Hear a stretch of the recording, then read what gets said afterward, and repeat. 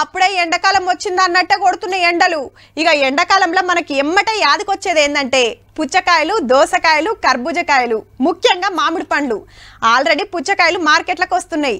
ఇంకా కొన్నొద్దులాగితే మామిడి పండ్లు సుత దిగుతాయి. మంచిగా షాప్ కాడికి పోయి బేరం చేసి ఇంటికి పోయి కమ్మగా తింటాం. కానీ అవి మన దాకా వస్తానికి రైతులు ఎంత తిప్పల పడతారో గీ ముచ్చట చూస్తే తెలుస్తుంది.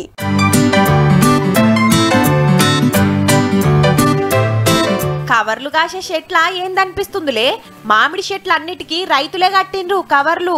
హగో చెట్టు ఓవుడు, కాయలకు కవర్లు కట్టుడు. కాత మంచిగా కాసి పండ్లు మంచిగా చేతికొస్తేనే కదా రైతులకు ఇంత అచ్చుబాటు ఉండేది. హగు గందుకే గీ ఇకమతి వేస్తుర్రు. అయితే మామిడికాయలకు మసిమంగు, రాతిమంగు బీమార్లు వస్తుంటాయట. ఒక్క కాయకొచ్చిందంటే కడమకాయలకు సుత వచ్చి పాడైతుందట. హగు గా తిప్పలు కాకుండా ఇట్లా కవర్లు గట్టి కాపాడుకుంటుర్రు కొల్లాపూర్ మామిడి రైతులు.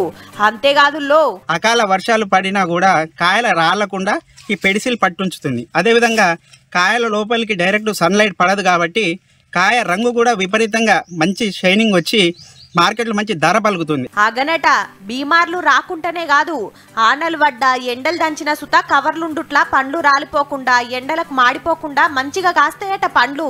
కవర్ చూడుర్రి, లోపట నల్ల రంగు మీదుంగా ఇటుక రంగుతోని పండ్లకు ఏం కాకుండా మంచి ఇకమతి వేసిండ్రు. కొల్లాపూర్ ఏరియాల రైతులందరూ ఇదే ఉపాయం చేస్తుర్రు.